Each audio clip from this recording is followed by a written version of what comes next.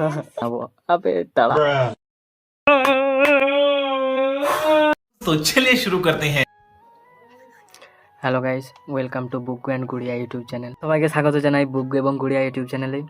তো যারা প্রথম এসেছো তারা একটা সাবস্ক্রাইব করে দাও, কারণ তোমাদের জন্য আমি নিয়ে আসতে চলেছি কিছু স্মৃতিপূর্ণ ভিডিও। আমার চ্যানেল সাবস্ক্রাইবার এবং ফলোয়ার্স দেখে তোমরা হয়তো বুঝেই গেছো যে আমি একজন নিউ ক্রিয়েটার। তো আশা করি সবাই সাপোর্ট করবে, এবং এই পুরো ভিডিওটাতে যদি আমি কোনো খারাপ কথা বলে থাকি প্লিজ ছোট ভাই মনে করে ক্ষমা করে দিই। ভিডিওটি শুরু করার আগে কিছু সিনেমেটিক ভিডিও দেখে নাও, আর সিনেমেটিক ভিডিওটি কেমন লেগেছে সবাই কমেন্ট করে অবশ্যই জানিও। আর যদি ভালো লেগে থাকে আমার ভিডিও তো একটা লাইক করে যাও। तो चलिए शुरू करते हैं।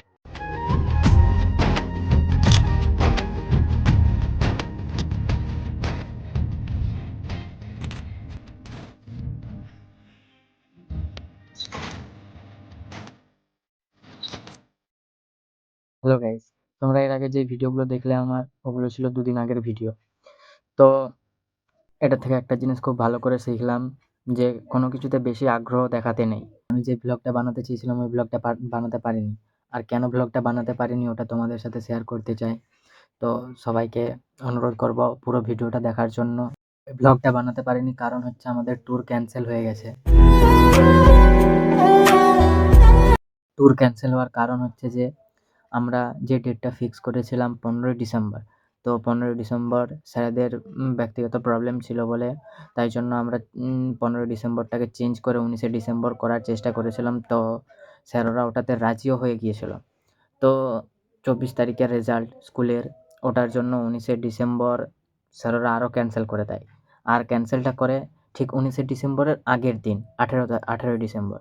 তো 18ই ডিসেম্বর আমরা স্কুলে গিয়ে স্যারদের সাথে কথা বলি। স্যারেরা তাহলে কালকে যাবেন, তো এভাবে বলি।